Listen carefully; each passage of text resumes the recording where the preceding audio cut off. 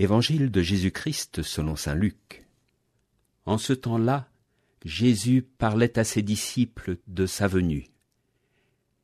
Il y aura des signes dans le soleil, la lune et les étoiles.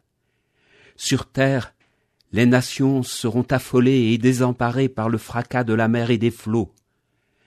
Les hommes mourront de peur dans l'attente de ce qui doit arriver au monde, car les puissances des cieux seront ébranlées.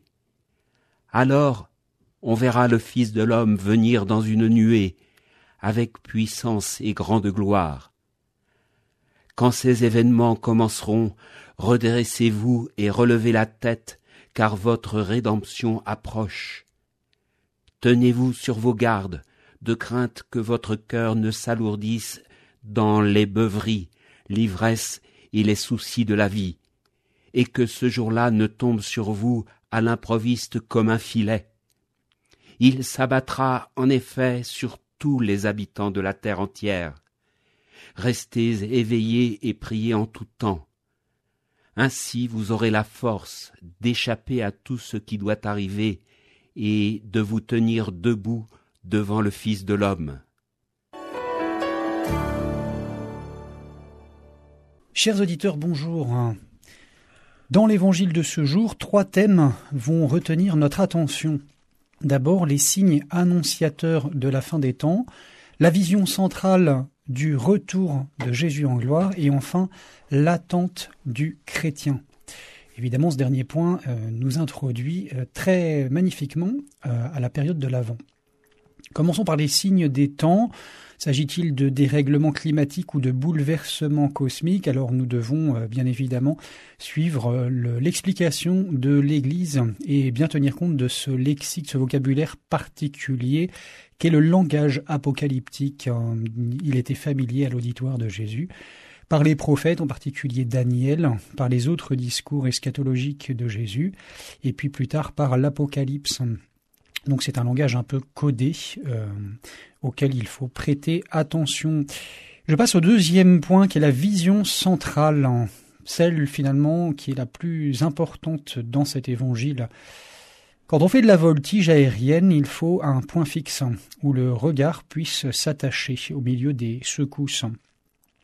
Et bien finalement, c'est ce que nous dit le Christ, gardez le regard de l'âme fixé sur Jésus, l'auteur et la consommation de notre foi, l'alpha et l'oméga, le commencement et la fin, comme nous disent saint Paul, saint Jean dans son Apocalypse, et comme le répétait aussi sans cesse les premiers chrétiens, Maranatha, viens, Seigneur Jésus, c'est par excellence, le regard de l'Avent et la prière de l'Avent. Et le dernier point est que l'espérance chrétienne est une attente. Seulement le mot peut avoir perdu de sa profondeur. On n'attendra pas le retour du Christ, la venue du Seigneur en gloire, les mains dans les poches ou comme on attend le bus. D'où la vigilance, et cette vigilance évangélique, c'est celle en premier lieu de la prière. L'esprit de cette vigilance n'est pas un esprit de tension ou d'angoisse, il pourrait repasser par ce que la Sainte Vierge disait à Pellevoisin, calme, courage et confiance. C'est aussi ce qui a inspiré dans nos célébrations l'orientation liturgique. L'idée était, quelle que soit la manière de l'exprimer, de se tourner vers le Seigneur qui vient.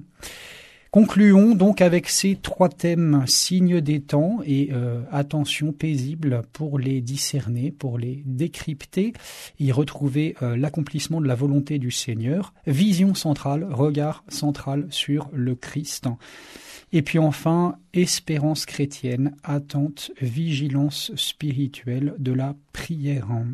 Je voudrais terminer avec ces mots de Blaise Pascal que je vous propose de partager au seuil de cet Avent. Je tends les bras à mon libérateur qui, ayant été prédit durant 4000 ans, est venu souffrir et mourir pour moi sur la terre, dans les temps et dans toutes les circonstances qui ont été prédites. Et par sa grâce, j'attends la mort en paix dans l'espérance de lui être éternellement uni.